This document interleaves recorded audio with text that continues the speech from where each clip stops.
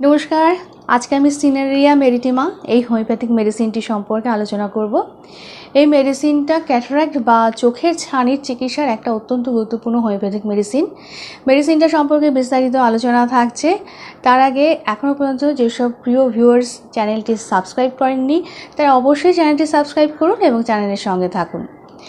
সিনারিয়া মেরিটিমা এটা চোখের ছানির একটা অত্যন্ত ভালো মেডিসিন, যেখানে কর্নিয়াল ওপাসিটিস বা কর্নিয়াতে অস্বচ্ছতা হতে দেখা যায়, সেই ক্ষেত্রে এই মেডিসিনটা খুব ভালো কাজ করে। এই ক্ষেত্রে যে চোখে ছানি হয়েছে সেই চোখে 1 ফোঁটা করে দিনে 4 থেকে 5 বার কয়েক মাস প্রয়োগ করলে কিন্তু খুব উপকার পাওয়া যায়।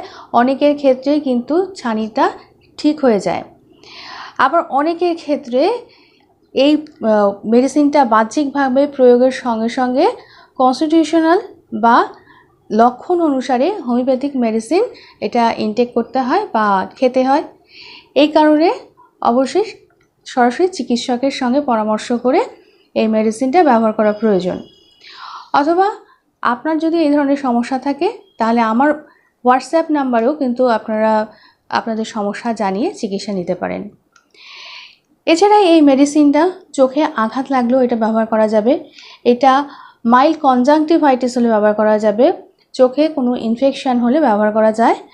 এছাড়া চোখে যদি ইরিটেশন হয় অর্থাৎ জ্বালা ব্যথা এ ধরনের সমস্যা থাকে সেক্ষেত্রে ব্যবহার করা যায়। এছাড়া আই স্ট্রেন যদি হয় অর্থাৎ অতিরিক্ত পরিমাণে মোবাইল ল্যাপটপ এগুলো ব্যবহার করার ফলে চোখে যে ক্লান্তি আসে সেক্ষেত্রেও এটা ব্যবহার করা যায়। এবং এই ক্ষেত্রে 1 ফোঁটা দিনে সারাদিনে 1 ফোঁটা 2 চোখে দিলেই কিন্তু উপকার পাওয়া যাবে।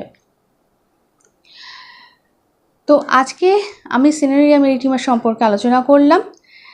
আবার ডোজটা আই স্ট্রেনিংয়ের ক্ষেত্রে একটু পরিষ্কার করে বলে দিই যে এই মেডিসিনটা যদি আই স্ট্রেন থাকে বা চোখে ক্লান্তি বোধ এসব থাকে তাহলে সারাদিনে 1 ফোঁটা এবং 2 চোখে এটা ব্যবহার করতে হবে। তো আজকে সিনারিয়া মেরিটিমা সম্পর্কে আলোচনা করলাম। পরবর্তী ভিডিওতে আবার আরেকটি হোমিওপ্যাথিক মেডিসিন নিয়ে আলোচনা থাকছে। সবাই ভালো থাকুন, সুস্থ থাকুন। নমস্কার।